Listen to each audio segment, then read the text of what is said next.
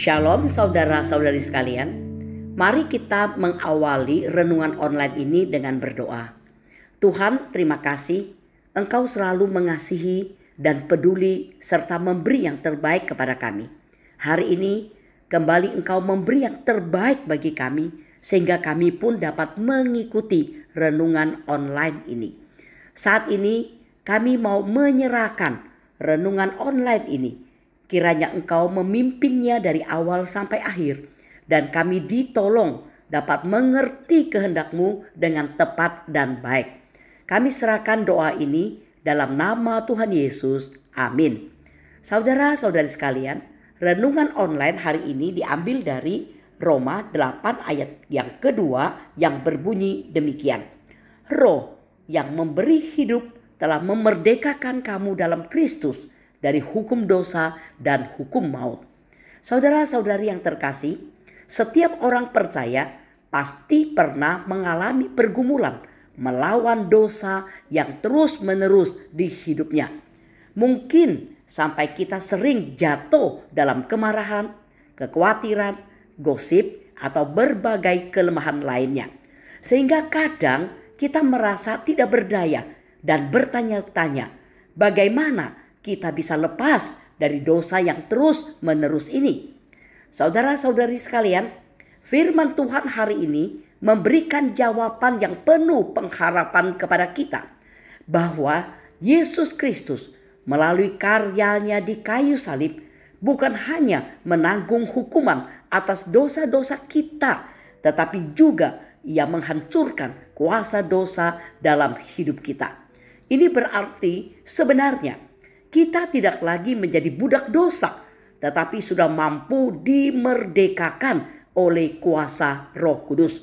Demikian juga dari Roma pasal 6 ayat 6 menegaskan bahwa manusia lama kita telah disalibkan bersama Kristus, sehingga tubuh dosa kehilangan kuasanya atas kita.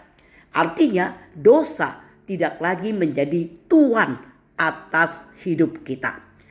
Memang kita masih hidup di dunia yang penuh godaan, tetapi kita tidak perlu lagi tunduk kepada dosa karena kita memiliki kuasa Roh Kudus yang memampukan kita untuk berkata tidak terhadap dosa. Saudara-saudara, banyak orang berusaha melawan dosa dengan tekad dan usaha sendiri, tetapi itu tidaklah cukup karena tekad manusia terbatas. Sedangkan kalau kuasa Roh Kudus tidaklah terbatas. Maka itulah sebabnya kita harus selalu hidup dalam hubungan yang erat dengan Tuhan. Membiarkan Roh Kudus bekerja dalam diri kita, menguasai seluruh kehidupan kita. Dan kita pun mau selalu taat serta bersandar pada kuasa Roh Kudus dan firman-Nya setiap hari. Saudara-saudara, marilah kita merefleksikan diri. Apakah kita masih memiliki dosa tertentu yang terus-menerus mengikat hidup kita?